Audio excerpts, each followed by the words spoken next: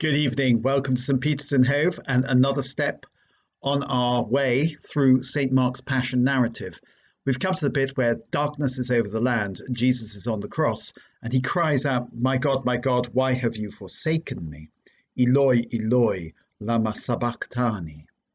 And one of them hearing this says, listen, he's calling on Elijah, the prophet Eli, you see.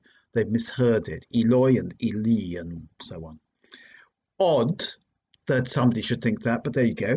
And then somebody goes and gets a sponge and vinegar and so on to give to the dying man. And somebody says, wait, let's see if Elijah will come and take him down. This is extraordinary. Jesus is just about to die, and they're saying, well, you never know. It might all change. Maybe he is the Messiah. Maybe Elijah is going to come and rescue him. Maybe there's going to be a sudden reversal of fortune, a sudden turning things around, a sudden bouleversement. And Elijah will come down, rescue him, we'll all be proved wrong, and he'll be proved right. This is extraordinary, and it shows us that the people watching the crucifixion knew that Jesus was the Messiah. Otherwise, they wouldn't have bothered to crucify him. They insulted him on the cross. They hated him so much because he was the Messiah. Now, his persecution is proof of the fact that he was genuine.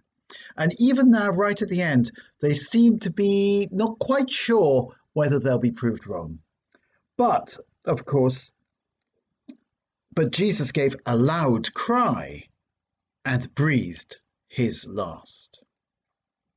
And it's at that moment in the liturgy on Palm Sunday that we all kneel down in silence, because what can you say?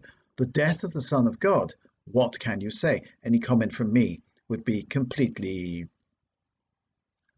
jejune, I think, at this point. You know, God has died on the cross. And we can just, in silence, bow our heads and acknowledge this enormous sacrifice he's made on his behalf. And the veil of the sanctuary was torn in two from top to bottom.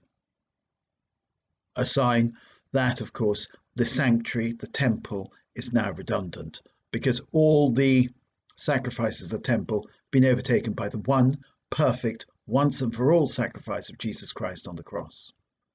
The new sacrifice, which is the Mass. The centurion who was standing in front of him had seen how he died and said, in truth, this man was Son of God. The man who had actually crucified him, or overseen his crucifixion, the centurion, a man who was pretty tough, had seen all sorts of things, seeing how Jesus had died, and he'd seen many people die, don't forget. Seeing how Jesus had died, he realized, in truth, this man was Son of God.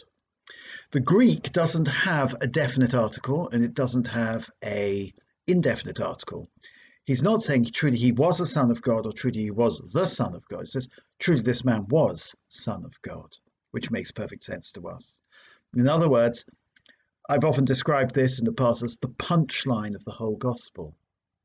That at the end of the gospel, you read this statement coming from a centurion, therefore one of the most admired people in the Roman Empire, the non-commissioned officer class, the sort of backbone on which the Roman power rested.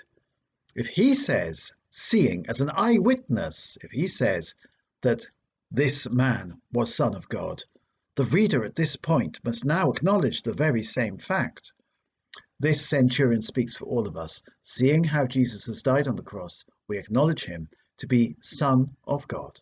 So this centurion, rather luckily, is the first man to make the profession of faith in the divinity of Christ.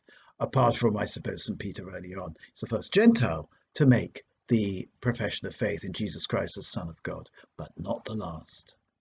So from the horror of the cross comes the response of faith.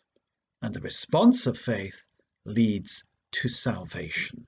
And we can be absolutely sure, I think, that this centurion was saved by his profession of faith. He then went off to lead a good life and so on.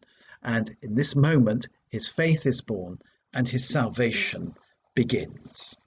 So There we are. Jesus has died on the cross, and we profess our faith. He is Son of God. See you all tomorrow. Bye for now.